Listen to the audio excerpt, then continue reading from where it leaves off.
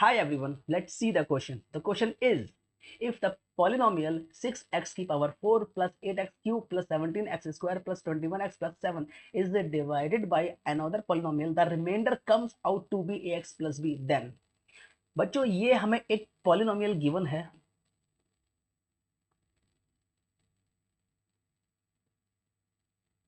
6x की power 4 plus 8x cube plus 17x square plus 21x plus 7 और एक हमें डिवाइजर गिवन है, इससे डिवाइड किया है इस पॉलिनोमियल को।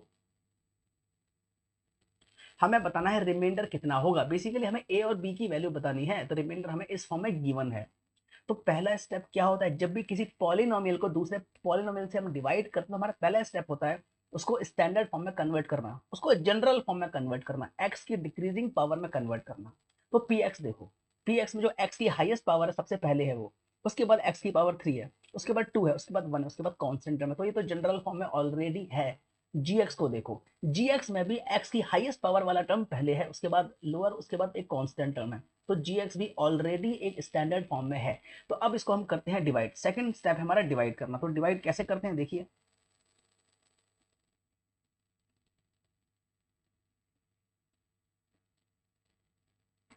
सिक्स एक्स की power 4 plus 8x3 plus 17x square plus 21x plus 7 और यहां पर है 3x square plus 4x plus 1।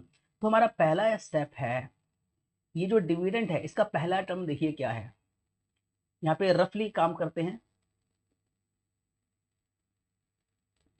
ये जो डिविडेंड है इसका पहला टर्म है 6x की पावर 4 और जो डिवाइजर है उसका पहला टर्म है 3x की पावर स्क्वायर। तो इसको पहले डिवाइड करते हैं, ये हो गया 3 2 जा 6, x की पावर 2 x की पावर 4 से कैंसिल हो गया, x की पावर 2 आ गया, तो आंसर आया हमारा 2x स्क्वायर। तो 2x स्क्वायर आ गया हमारा पहला क्वेश्चन का पहला टर्म। तो 2x की पावर स्क्वायर आ गया। अब 2x की पावर स्क्वायर को हम डिवाइजर से करेंगे मल्टीप्लाई, ठीक है।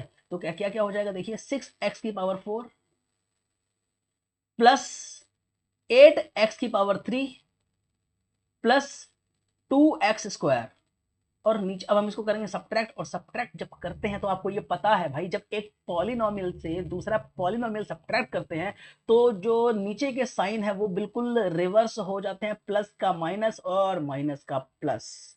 तो ये तो पूरा हो गया कैंसिल, ऊपर है 8x क्यूब, नीचे भी है 8x क्यूब, ये भी गया, एक प्लस का एक माइनस का, तो ये भी हो गया कैंसिल।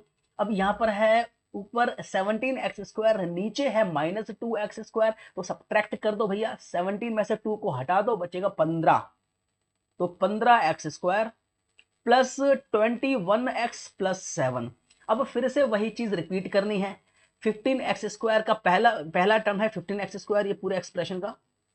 तो 15x स्क्वायर को हम डिवाइड करेंगे किससे, डिवाइजर के पहले टर्म से, 3x स्क्वायर से। डिवाइड करने के बाद 3 5 जा हो गया 15, एक्स स्क्वायर से एक्स स्क्वायर गया, बचा सिर्फ 5। तो यहां पर आएगा सिर्फ 5। तो जब 5 आएगा, यहां पर हो गया 5 3 15x स्क्वायर, 5 4 जा 20x और प्लस 5। ये मैंने क्या करा, जो मेरा डिवाइजर का टर्म आया 5 उसको मैं, जो मेरा ये क्वेश्चन का जो टर्म आया 5 उसको मैं डिवाइजर से मल्टीप्लाई करूंगा, ठीक है। 5 को मैं 3x square plus 4x plus 1 से मल्टीप्लाई करूंगा और ये आ जाएगा। बहुत ईजी है, ये कॉन्सेप्ट आपने 9th में ही सीख लिया होगा। अब यहाँ पर माइनस आ गया, यहाँ पर भी माइनस है, यहाँ भी माइनस है, और ये हो गया पूरा कैंसिल। 15x स्क्वायर कैंसिल हो गया, 21x 20x सब्ट्रैक्ट करेंगे तो सिर्फ बचेगा x, और 7 माइनस 5 करेंगे तो बचेगा 2। तो बच्चों x प्लस 2 हमारा रिमाइंडर आ गया। क्या फर्दर ये डिवाइड हो सकता है? नहीं, क्योंकि x प्लस 2 की जो डिग्री है वो डिवाइजर से कम आ गई है ना। जब तक डिग्री देखो, जब जैसे ही रिमाइंडर, क्या कैसे हम पहचानेंगे रिमाइंडर है, इसकी डिग्री डिवाइजर से अगर कम है तो ये रिमाइंडर आ गया, है ना। x प्लस 2 में जो डिग्री है वो 1 है और जो डिवाइजर है उसकी डिग्री 2 है, तो जो आ गया हमारा बचा हुआ जो है उसकी डिग्री डिवाइजर से कम है, बस यही छोड़ दो आप। डिग्री अगर कम है तो छोड़ दो, डिग्री बराबर है तब भी आगे करो, डिग्री ज्यादा है तब भी आगे करो। अब ये डिग्री 1 है जो कि डिवाइजर से कम है, तो इसको यही छोड़ दो, यही रिमाइंडर है हमारा। तो रिमाइंडर आ गया x प्लस 2, तो मैं यहां लिख देता हूं रिमाइंडर जो कि हम इसको डिनोट करते हैं आर एक्स से, ये है एक्स प्लस टू। लेकिन यहां पर ये गिवन है, रिमाइंडर हमारा है ए एक्स प्लस बी, ये आपको गिवन है, ये रिमाइंडर गिवन है। अब आप कंपेयर करो इसको, x प्लस टू को ए एक्स प्लस बी से कंपेयर करो, तो यहां पर आप देखोगे ए क्या है, x का coefficient. Similarly x plus two में जो x का कॉफिशियंट है वो 1 है, तो a की वैल्यू तो 1 ही होनी है, क्योंकि रिमाइंडर तो ये गिवन है और ये रिमाइंडर आपने फाइंड आउट किया है, तो दोनों सेम है एक्चुअली। तो a की वैल्यू 1 होनी चाहिए और b की वैल्यू 2 होनी चाहिए। a1 b2, फाइनल आंसर है बी ऑप्शन। B2 तो इसमें कहीं नजर नहीं आ रहा, A1 भी बी ऑप्शन है। तो hope you understand this question. Thank you very much.